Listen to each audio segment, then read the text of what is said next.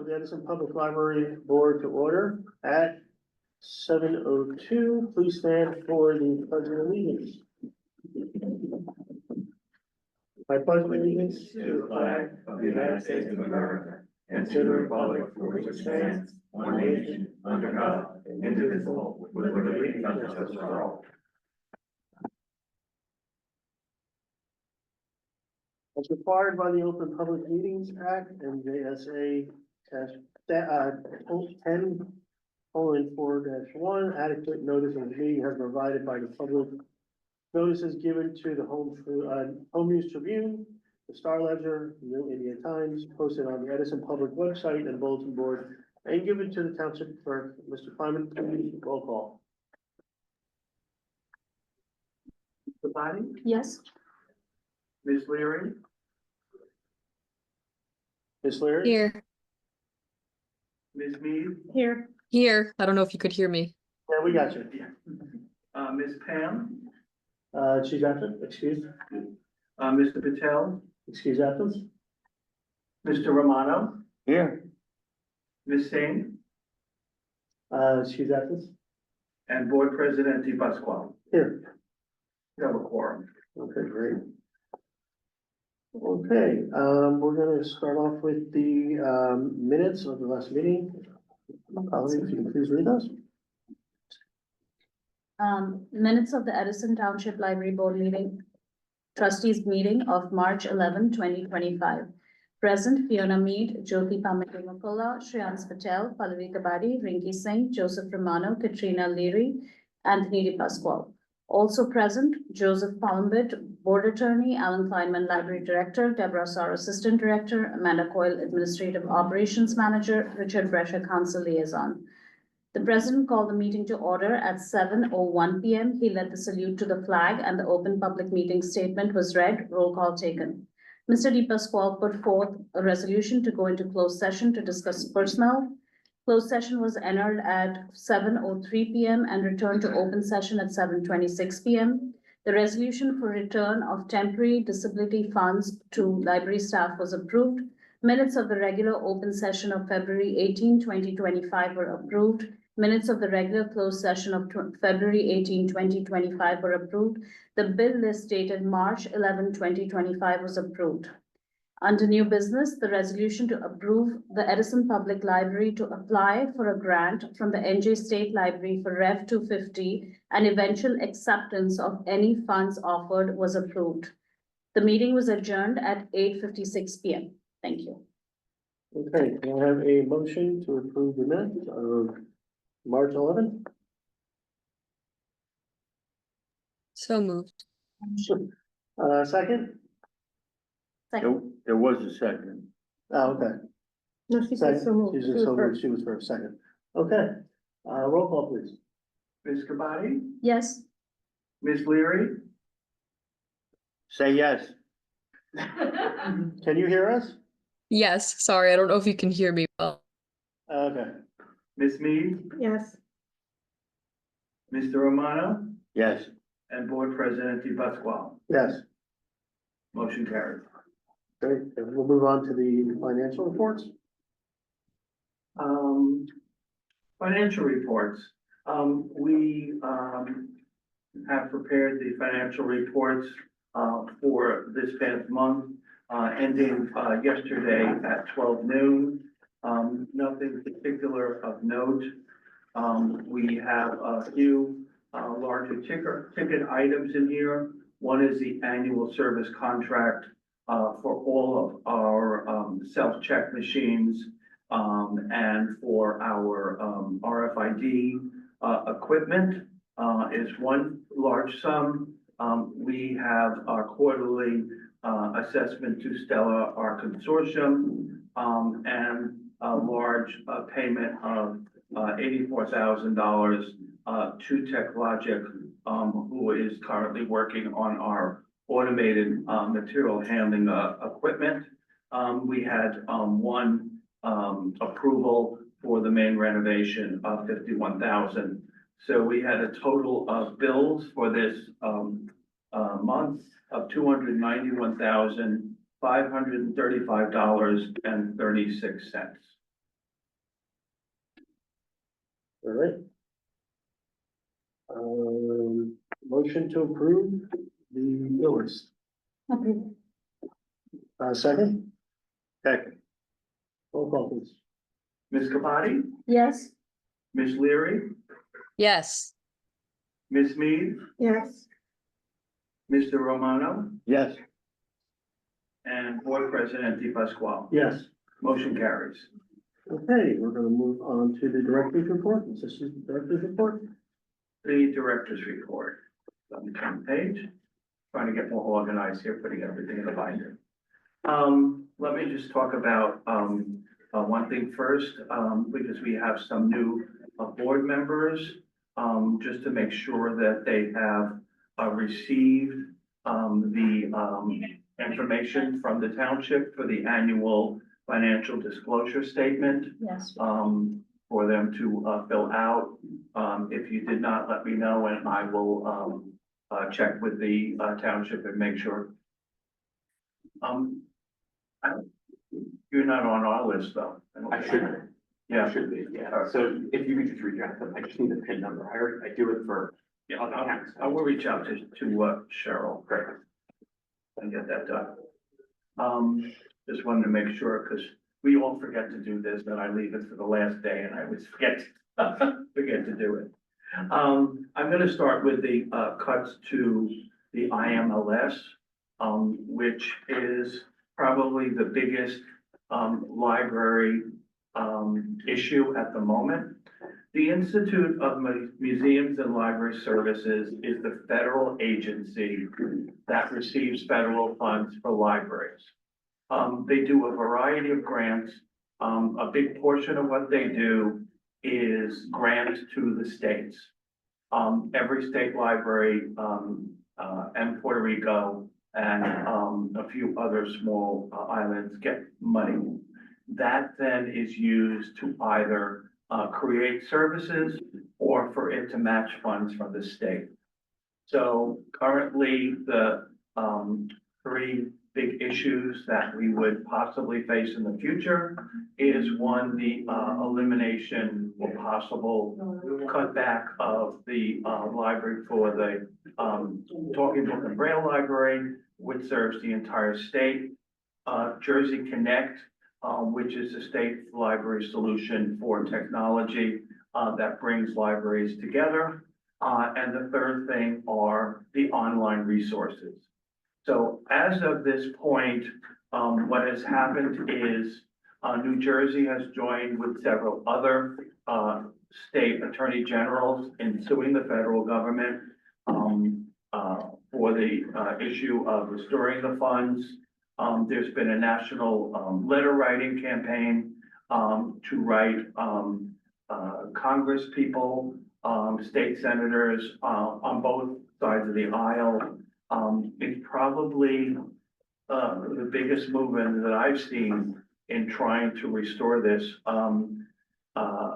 This probably would, how do you describe? It's hard to say.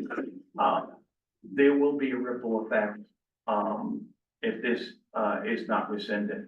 The other issue is a double-edged sword, is that, every 5 years, IMLS, it has to be reauthorized by Congress. So we are now looking, we are in April, that needs to be reauthorized by Congress, even if it still exists in September. Otherwise, it will be sunset and it will be gone. So the next 6 months is going to be on the, front of trying to ensure that this remains, very, very important to every library in this country. So I've already gone to, I think, 3 or 4 different sessions offered by a variety of state, local, and national organizations, on how we should be approaching this. Basically, at this point, it's write, call, phone, whatever. I would say, we are lucky here and that, Congressman Pallone has a long history of support of libraries. and issues of intellectual freedom. I was part of, and I gave you the packet, he was part of, the contingent of, representatives that, signed a letter, to, the, new interim head of IMLS. So this is kind of what's been in the news, at least 3-4 times a day.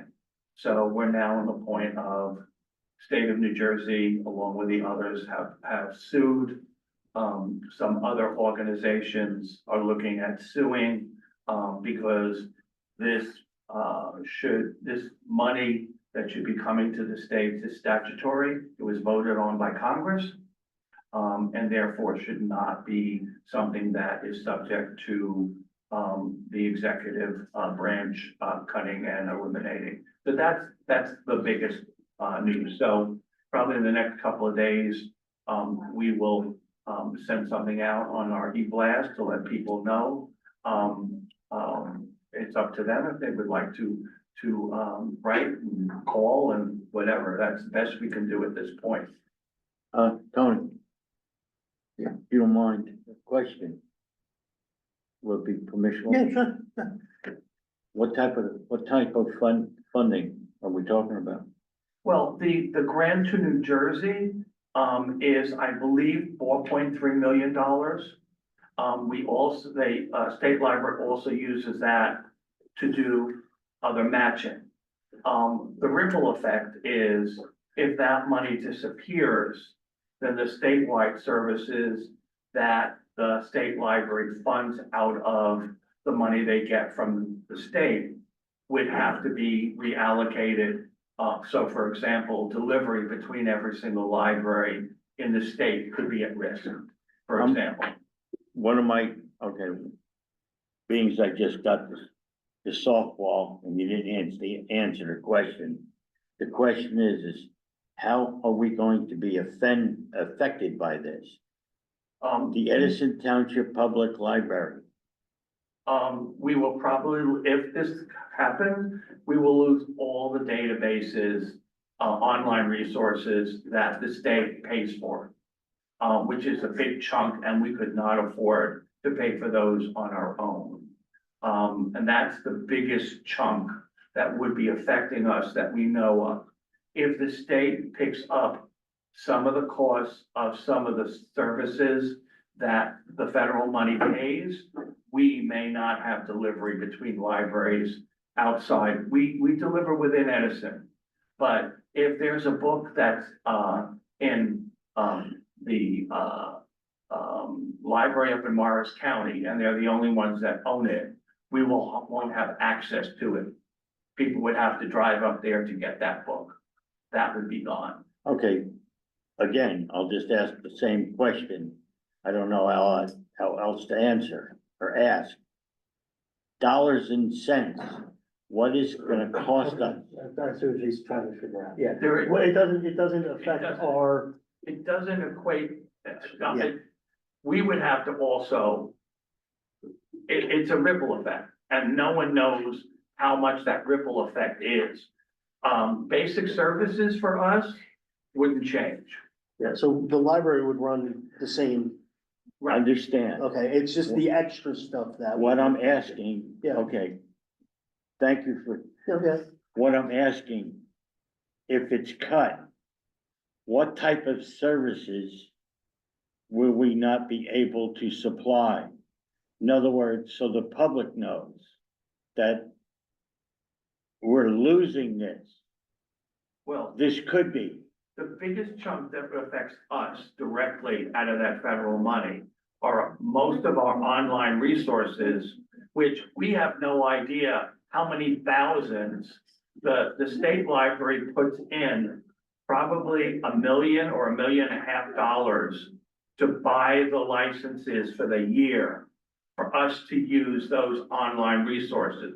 For example, the most popular online resource for business and for marketing would be lost.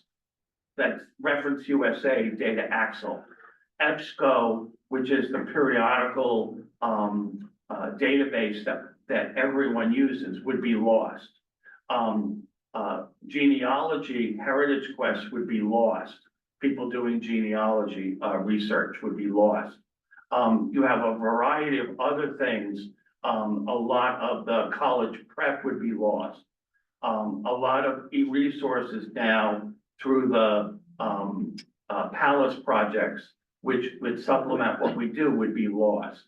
And it really, we've never faced anything like this.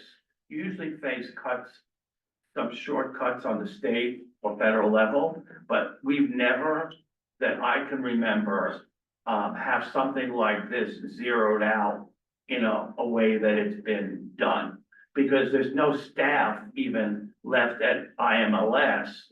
You know, for example, we, at all the libraries, I know there's no cost, but each year we do a state aid report, which kind of gives a barometer of our statistics. That goes to the state library, which then sends it off to the federal government. So we can see how libraries around the country are faring. We just did that. There's no one now at IMLS to even accept that data. So there's also other grants that go not directly to us. Library school students, for example, get grants from IMLS, the Laura Bush grants. There are all different kinds of things that they do, that everything is more affects us indirectly. The databases, the Talking Book and Braille Center, Jersey Connect would be the three that would affect us. And we would have to look at how we reallocate the money we already have to provide some of those resources. But, okay, I understand. Does this from the state level, or is this from the federal level? It's the federal money that goes to the state. So in other words, the federal money is dried up. Yes, at this point, it's dried up. So right now, as we're speaking now, the federal money that helps us in our libraries and helps us educate people, constituents, that money's dried up. Yep. So this, IMLS, that is no longer there. The federal government has taken that away from us. They have shut it down. Okay, They so have let all the staff that's the go. federal government. Federal government, right. Okay, see, that's all I needed to know. Did they cut it down? Did the state of New Jersey cut it down?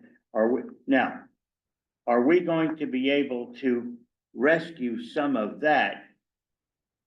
What they do, are we, the Edison Public Library, are we gonna be able to take and resurrect some of these programs to help educate our public?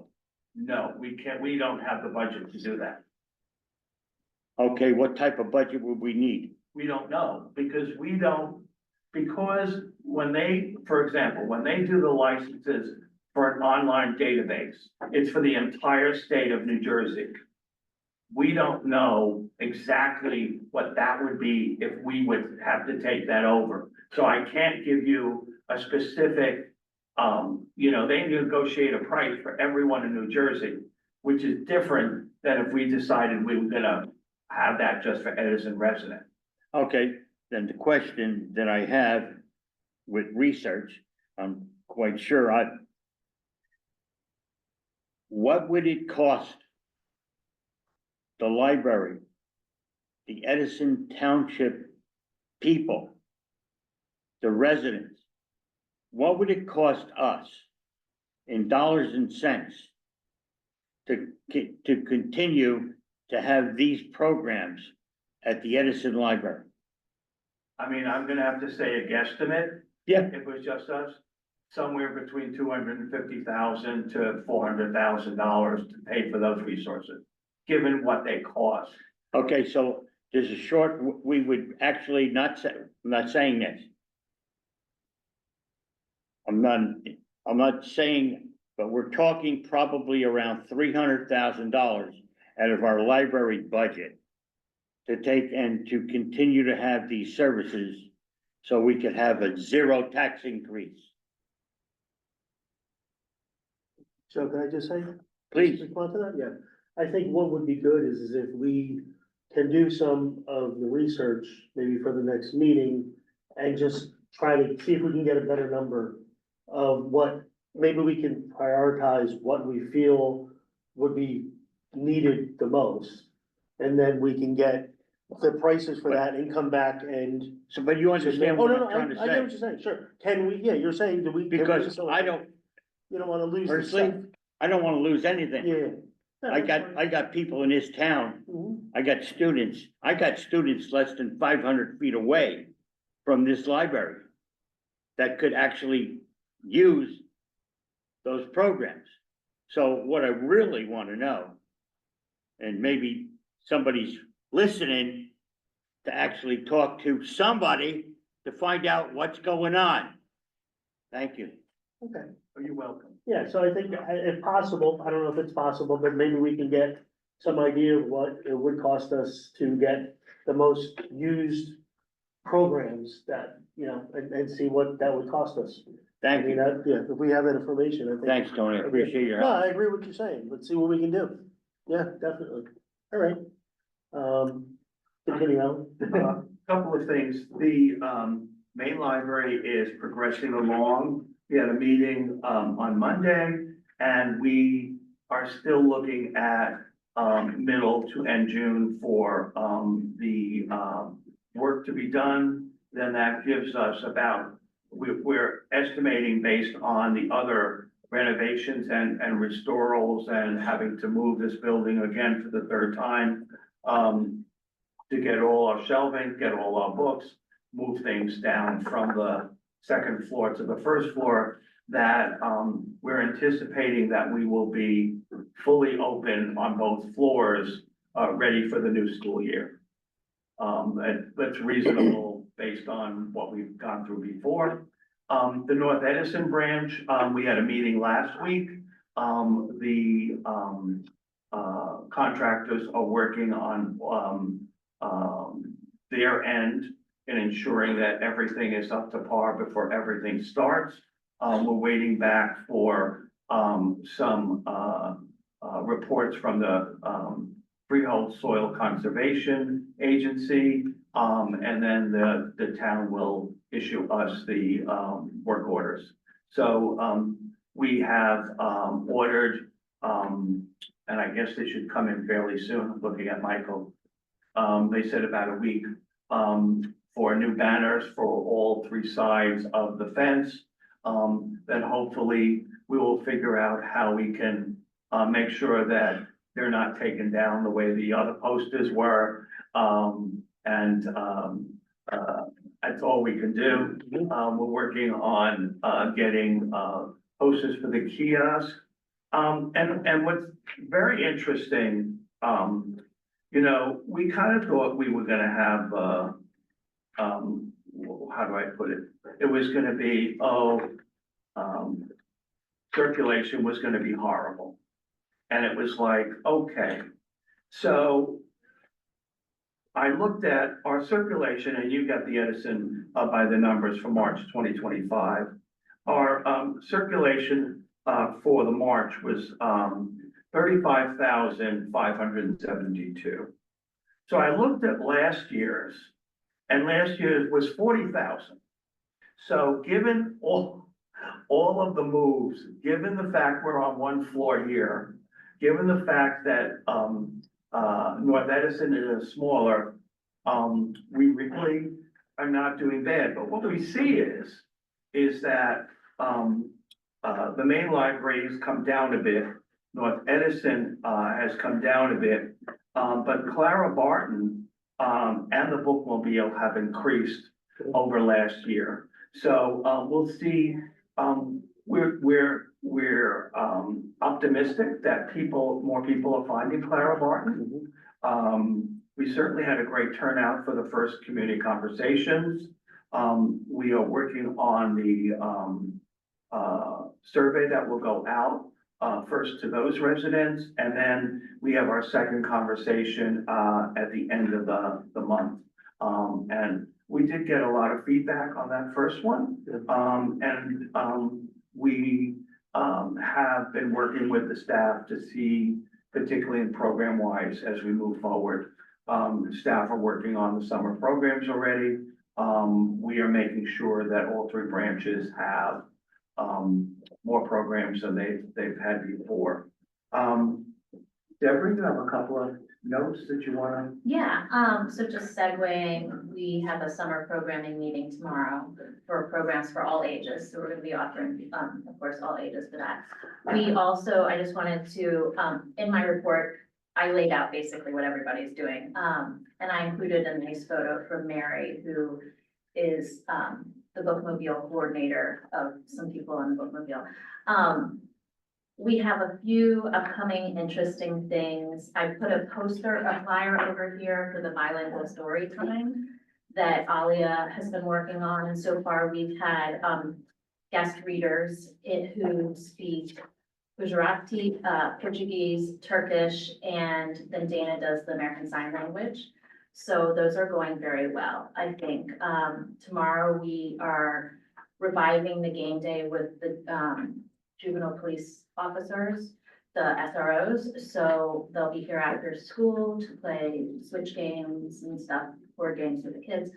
And then a really cool thing that the teen librarian has been doing is working on postcards from around the world. She saw it somewhere, I don't remember where, and so she's sent out like this request, and people have been sending her postcards from around the world, and she's gonna do a display of that at some point.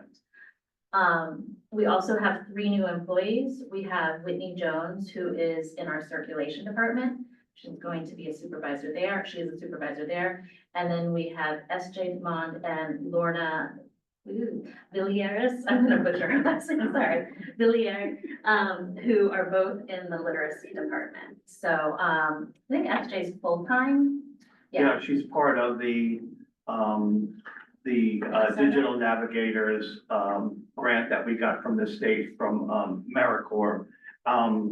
At this point, and through, Literacy Minnesota. So at this point, we've heard nothing about that, but that program, which is a grant-funded program from AmeriCorps, could be closed. I mean, we don't know. They're still, I mean, everyone is up in the air about everything. You almost, in some ways, everyone's having difficulty in planning, except for things that they themselves can control. So anything that's grant funded, can disappear tomorrow. So, you know, it's kind of a different ballgame, that we're looking at. So that's it. Lorna's first day was today. She's lovely. And, I think, my report had the details. I enjoyed going out. I always enjoy going out in the bookmobile. So I did a stint during St. Patrick's Day, and it's kind of nice to be there. The bookmobile has such a nostalgic, feel for people who, you know, I swear every time I go on there, I would say grandparents who tell me about they brought their children on the bookmobile and how they're glad to still come back and see it. And they still use the branches, but every time they see the bookmobile, they use it. Tomorrow also, we're doing, the first of a joint program, at the senior center. Tomorrow's Wednesday, it's Thursday. At the senior center, Liz and, Sherry are doing a taste of tea. And so they've also been asked to do this again at Miniville. So, this, started before we had a meeting with the health department and with, rec on how we can work a little closer with them, in providing, programs and doing lobby stops at both of those locations.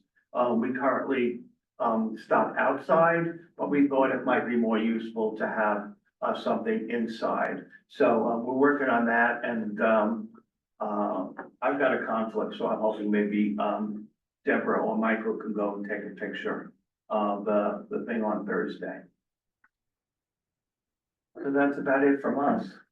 I know there was a lot of, it was a long report. Fun, all good stuff.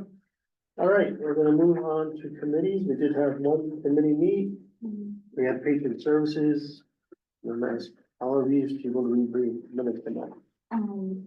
Minutes of the patron services meeting for March 10, 2025. Present Deborah Saur, Shreyans Patel, Tony DePasquale, and Pallavi Kadari. We discussed on establishing some protocol for reorg meeting in the bylaws. We discussed who can conduct the reorg meeting until new leadership is elected.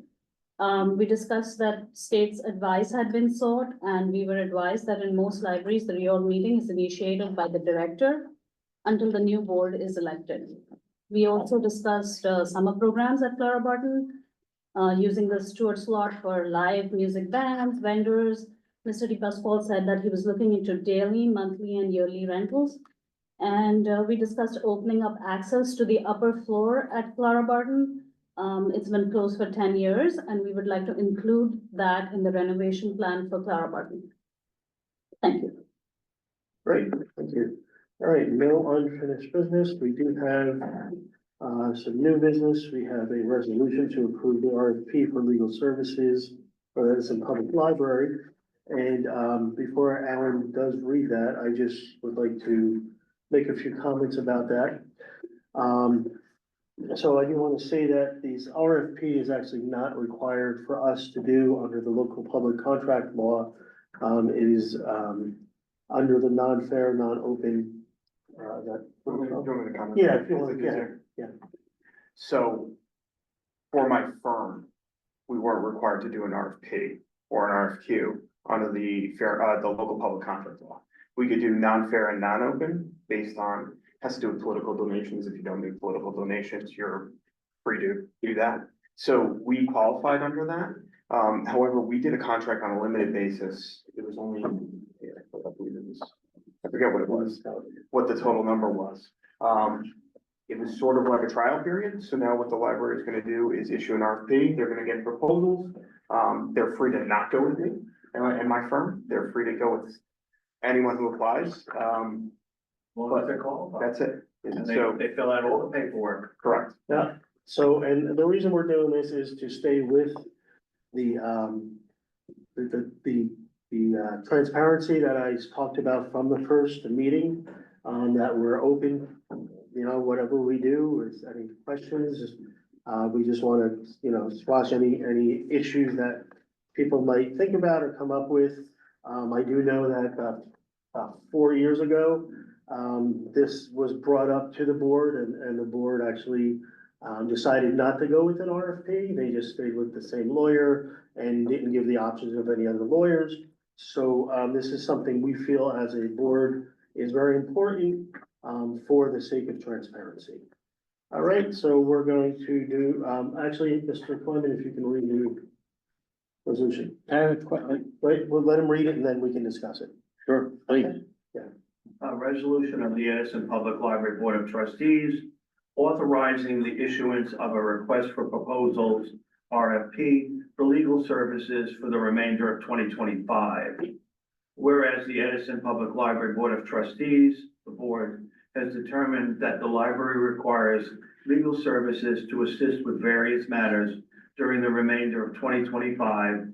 And whereas the library is committed to ensuring that it receives high-quality legal services in an efficient, effective, and cost-conscious manner. And whereas the board has determined that issuing a request for proposals, RFP, will allow the library to review and select the most qualified legal service providers who can meet its legal needs. And whereas the library's legal requirements for 2025 may include, but are not limited to, contract reviews, employment law advice, real estate matters, and general legal counsel related to the operation of the library. And now therefore be it resolved by the Edison Public Library Board of Trustees that the board authorizes the library director and other designated staff to take all necessary actions to implement this resolution. and to report back to the board on the status of the RFP, process.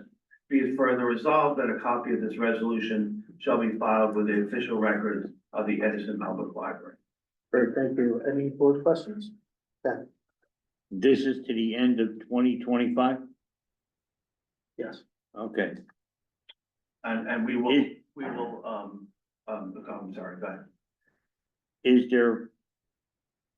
there a legal remedy for us, the board, to accept another term for the legal firm? So in other words, at the end of 2025, can the board just go on and say, okay, this gentleman or this contract or this person or this firm is acceptable to us? Is that, If, Mr. Attorney? Yeah, no. So essentially at the end of, as 2025 comes to an end, what you'll need to do is issue another RFP. How long does that take? The issuance of an RFP, it could take, it has to be at least 10 days. Okay, so it's, You publish it, but it's something that you could post in November, publish it for 10, 15 days, however long you want, collect as many proposals as you want, review at the next meeting. What I was, do you mind if I speak? Okay, So sure. something that the other option that the board has is, as we come towards the end of 2025, they could do an RFQ instead of an RFP. So the RFQ is a request for qualifications. Essentially, what the board can do is gather a bunch of firms who would be qualified. This is for any professional service. It's applicable to legal services right now, so I'll use legal services as the example. So you could collect 5 law firms, all of whom may be qualified under the RFQ. but you don't have to take. In other words, you can go through the 5, and if your firm, Yeah. I'm sorry, No, if that's your okay. firm was doing the job and doing it well, we could take and we could say, okay, well, we would prefer this firm because we know what this firm can do. Whereas with the other 4 firms, even though they all are qualified with like from 1 to 5, whatever, is there any thought about that? I'm gonna ask Mr. Tony. Mhm. Do you understand what I'm saying? I'm okay. Yeah, we don't have to, as I said before, we don't even have to go through this process at all. We don't have to do the RFP process, right? We're doing RFQ. So it has to do with who you're hiring. Right, So if it's, so there are qualifications under and I could report on this next time if you want some more information. Under the local public contracts law. And it has to do with political donations and a couple other things. If you can qualify under the non-fair and non-open process, depending on political donations and a couple of these other things. If you don't make political donations and you don't do these other things, and again, I could look into it and get back to you. You can go through the non-fair and non-open process where you can just award contracts to a profession. You don't even have to do an RFQ, RFP, right? In this situation, I think because, as Mr. DePasquale said, we were looking for transparency. They decided to do an RFP for now, to collect proposals, see what other firms are interested in, and you guys can make a decision, an informed decision on that. Okay. Yeah, okay, no, thank Yeah, you, and then- no, No. so in other words, we can, in November, say, hey, wait a minute. That's if I'm still on the board. It depends if I get reelected. Hint, hint, hint, okay. So in other words, the board would have the option to rehire or to go out and search out another firm. Absolutely, yep, And that's what this said. absolutely. yep. Okay, I'm okay. Any other questions? All right. So can we have a motion to adopt this resolution? Motion. Second, Second, I'll second. okay, roll call? Ms. Kabadi, Yes. Ms. Leary, Yes. Ms. Mead, Yes. Mr. Romano, Yes. Board President DePasquale. Yes. Motion carries. Okay. We're gonna move on to public comments. I'm gonna read this statement first.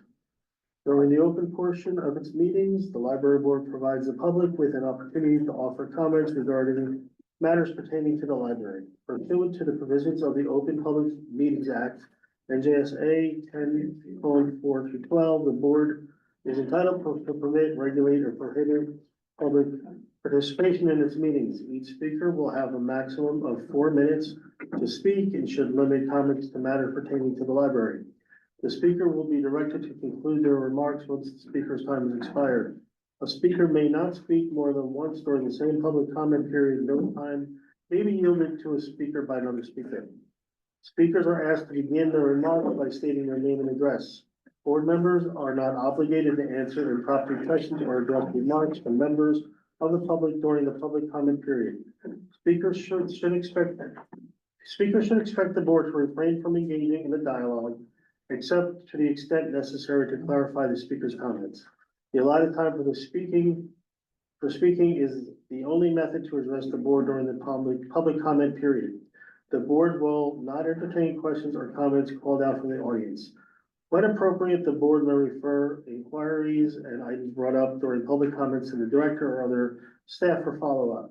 Speakers or members of the public should at all times maintain proper decorum and shall make their comments in a civil manner. And as everybody sees, we actually have a visual clock here, so everybody can see that. And Mr. Kleiman will be running that for us. So. Until he makes a mistake. Exactly. Okay. And that's why Kevin's. Excellent. Motion to replace. Quickly, Mike, before we start, just at the last meeting, you asked a question about the previous lawyer's contract. Yeah. So I actually asked Mr. Kleiman to look into this as well. The only thing that they had was a qualification statement. My understanding is that the former attorney was hired on an hourly basis. So they're really, based on what I've seen, and this is, you know, if another contract surfaces that I'm unaware of, that would change the legal opinion potentially. But based on what I've seen, he was hired on an hourly basis. So there really isn't a breach. It's basically, you know, as needed, as they want to use the attorney, they would pay him hourly. So in my view, there isn't a breach. If there's some documentation that changes that, we will let you know. The floor is open to you. All right, I appreciate the Upton answer, Pleasant Avenue. I appreciate the transparency and that you didn't take away the time from my clock, which is not running, by the way. No, we're getting there. Calling Hold myself out. on, Oh, wait a minute. one of those buttons. Did you read the direction? Maybe that part of it. What happens when people get toys for me? At work. Anybody else have a tiny health theme song? There we go. All right, go. Hurry up. All right, so I want to kind of close out the chapter that I've been talking about January, February, March, but I'm just gonna make my final comment about this. So I still have questions about the January reorganization meeting, but we know we're not gonna get answers for this. The lack of answers is actually deafening and is the answer to my question that you will not, you possibly made a mistake, otherwise there would be some kind of comment on that. So I want to move on to some more positive things. So the community conversations that were held at the Claraborn Library, I think that we heard a lot of things that residents wanted. And I think there are things that we want to do and move forward and progress as the library and board of residents. One of the things that was great about that meeting was that I connected with 3 unique individuals that I hadn't talked to prior. One of them was somebody that was interested in joining the board, so I gave them that information, so maybe we'll have the 9th member at some point. There were 2 people that attended, were parents at James Monroe. A week ago, one of the parents contacted me and said, hey, on the spring break, are there any services or any functions that are available for anyone from K to 5? To which I said that, all right, I'll look into that. And I went to the website and I was able to use the website to create a calendar of events exclusive to that week, catering to those individuals. Now, I'm hoping that they said that they're gonna forward it to the principal, and I'm hoping that that will happen so that, you know, K to 5, all the students will have that, and possibly the Clara Barn Library will have even more usage during that time, and maybe going forward. I was glad that I was able to serve as liaison to provide that service. Now, I know that, Vice President Singh had some comments about the seniors, and there was a long, questions or asking about how can we avail that kind of calendar to the seniors. And if she wants, I know she's not here right now, but she probably is listening or will be listening. So if she needs any help with that, I offer my services to help her use the library website to figure that out. That's it. Great.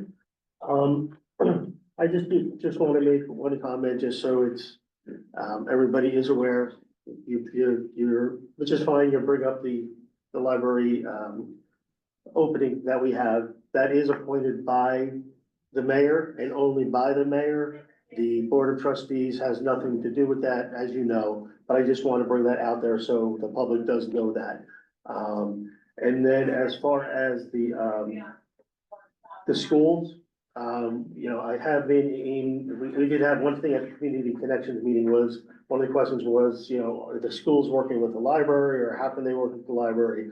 I have been in contact with the superintendent. We haven't scheduled a time yet because his schedule is really busy, mine's busy, but I am making a concerted effort to meet with the superintendent to see how we can work together even more and get programs together with the library and the schools. So that is something that I am definitely working on. And if I could be helpful, use me.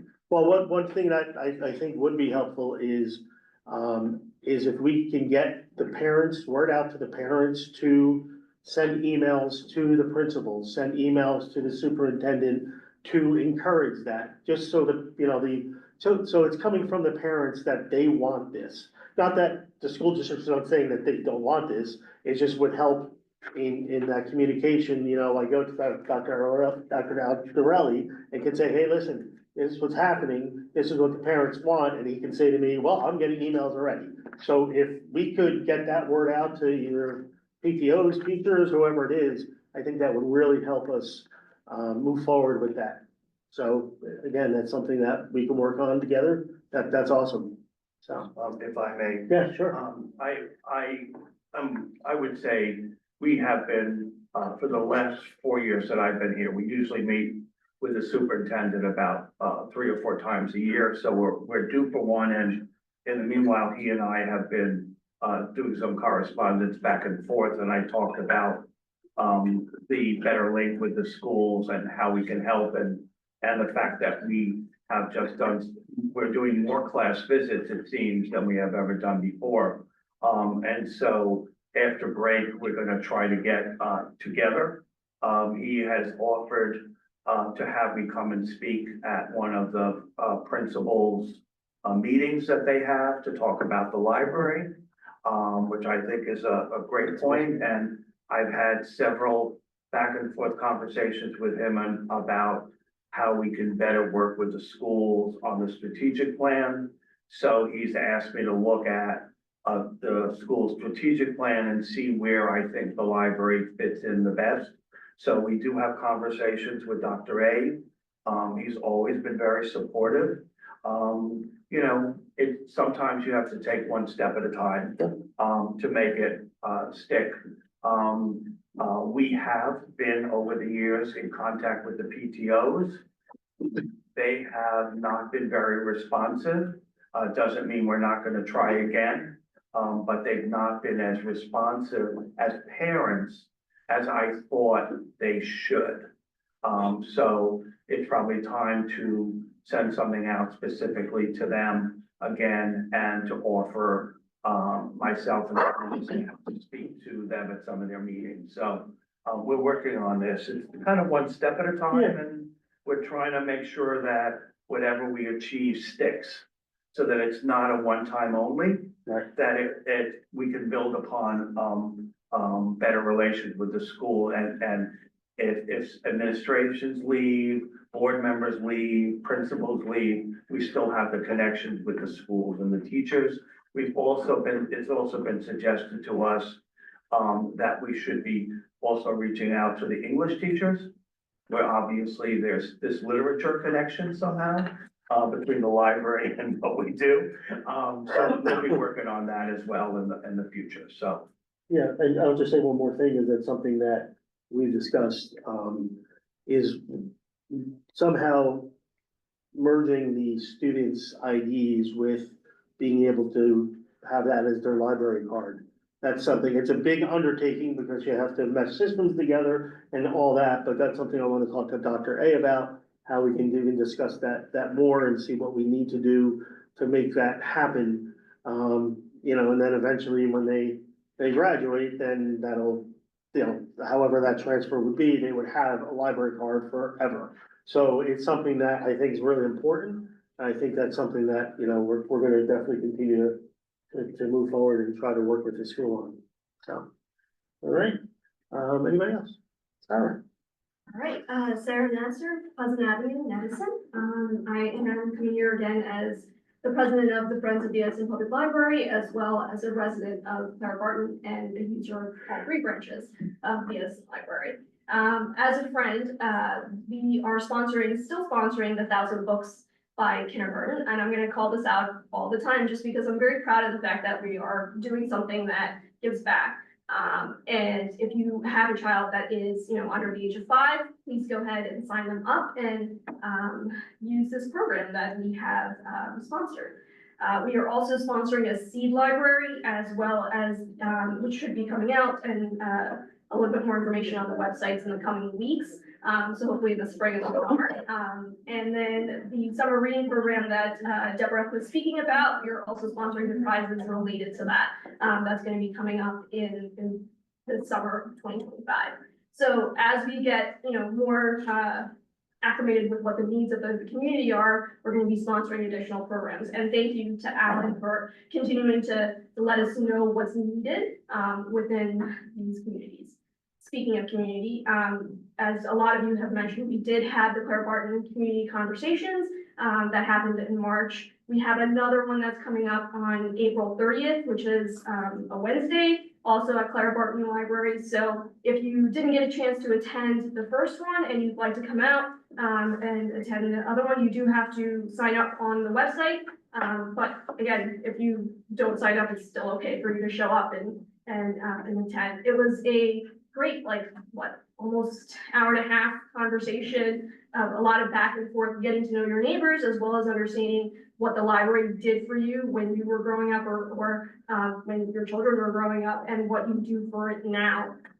So we had folks that had been using it, you know, since the inception of that Clara Barton Library, and folks that have been using the Edison Library for over 50 years. And for me, we've been using it for 13 years. So it's something to see the different groups of people interact, and it was a very positive meeting. I'm grateful that we were able to put that together. By we, I mean you, and I just came. But I'm grateful to have been invited to it.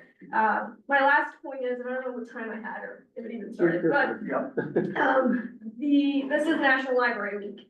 And I highly suggest, if you haven't already done so, to post something, say something, stop by, and just show a little gratitude to these librarians and the staff here, because the way that they come together to do everything that makes these libraries run is a crucial part of why we have such a successful library system in Edison, right?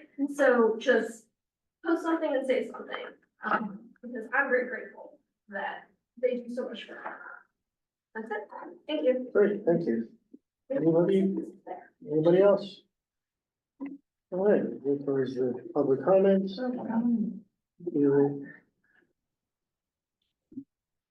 Good, okay.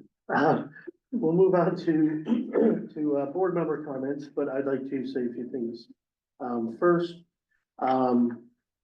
yes, the Community Connections meeting was great, and I think it was the night before was also the Friends meeting, which was the first one that I attended. And it was a good turnout. It was great ideas, great discussion. It's exciting to see a group of people who really care about the library and, you know, looking for resources to be able to improve the services that we have. So that was exciting. The other thing that I mentioned, I think I mentioned last meeting, is, the signage that we have for Clara Barton out on the sidewalks that has been ordered by the town. The town will be installing that, when it does come in. So once that happens, I will make everybody aware that we do have those signs, and we thank the town for being able to do that for us. And I guess that's pretty much it. It's just, there's a lot going on. There's a lot of good stuff going on with the construction. And I'm just excited to see what's happening, with the library system. So, anybody else? Yes, sir. Just to reinforce, the superintendent has talked to me about the meeting that you're about to have. He is a busy person, but we do have other people there. One of the issues that I still have is, John Adams. Great school. We just spent a lot of money putting a gym on it and doing a lot of extra work there. You know what it's missing? Anybody know? The library. I'm sorry, but all of our facilities, I believe there's 19 of them, I'm not sure, you know. This slips my mind, but we spent all of this money putting the gym in and this and classrooms and renovations, and there's no library. But that's okay, don't worry about it. Number two.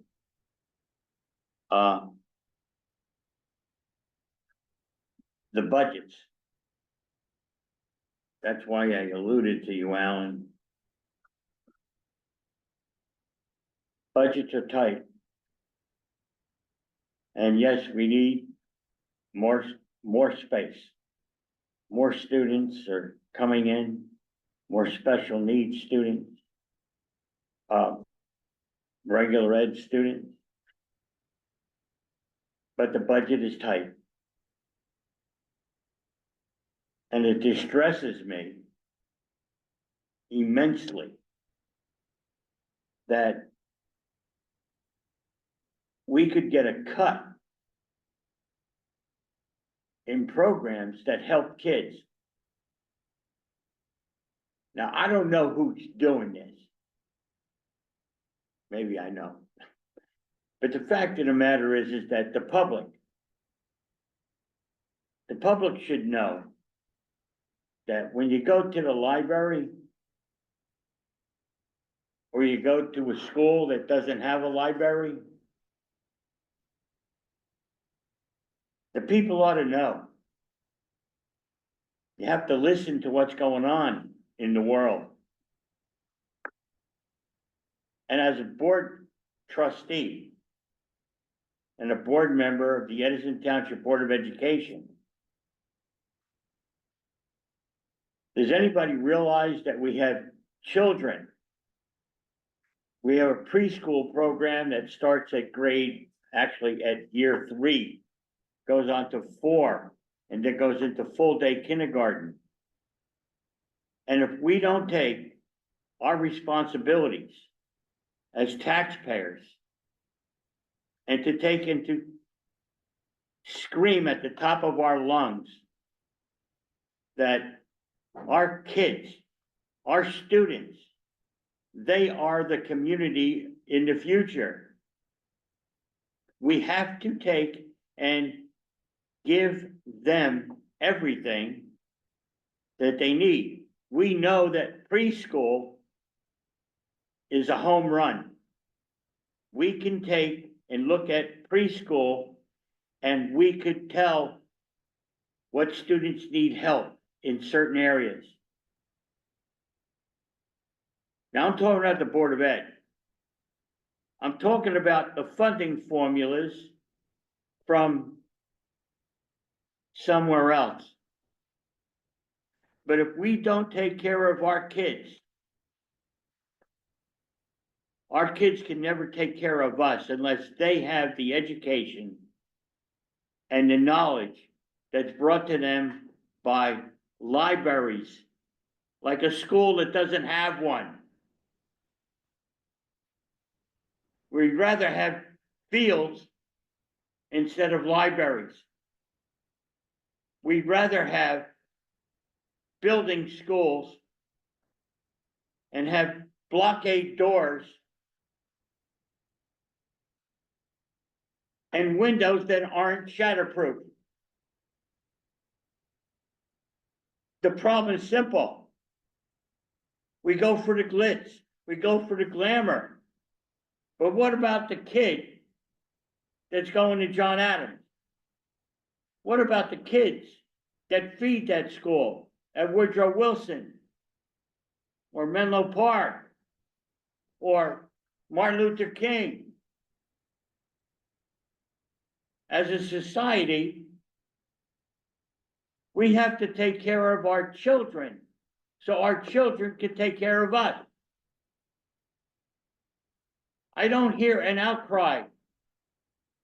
The only outcry I ever hear is zero tax increase. That's all I ever hear. But the kids are going to take care of us. And we should educate the children, all of the children. Right now, I don't hear that. All I hear is we might cut these programs. We have to call our congressmen, our senators, put the heat on them. We are losing funding.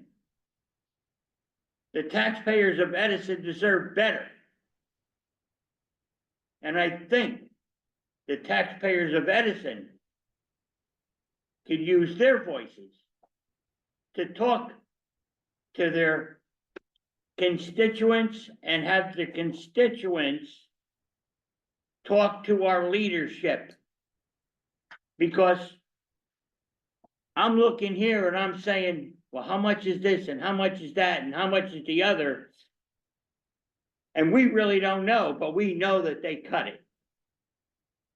And I'm not using the word they. I know who it was. We have to take care of our kids. That's what our job is. Being on this board, being as a board member at the Edison Township Board of Education, my job is to see that it runs well. And if I lose funding from the federal government, I want everybody to call. And I am not going to tell them who to call, but they know who to call. It's not the local tax. It's the federal. It's our federal money that they're taking away from us. They're taking it away from our kids. Our taxpayers are paying them, and they're taking that money away from our kids, who we have to try to educate. We have to keep our libraries open so they can come to a library and get the education or the knowledge. And let me rephrase. John Adams doesn't have a library. The Edison Board of Education has a school that doesn't have a library. Where is the people that are complaining? Let me tell you that nobody is talking about that. We are here to help out, to see that it runs well.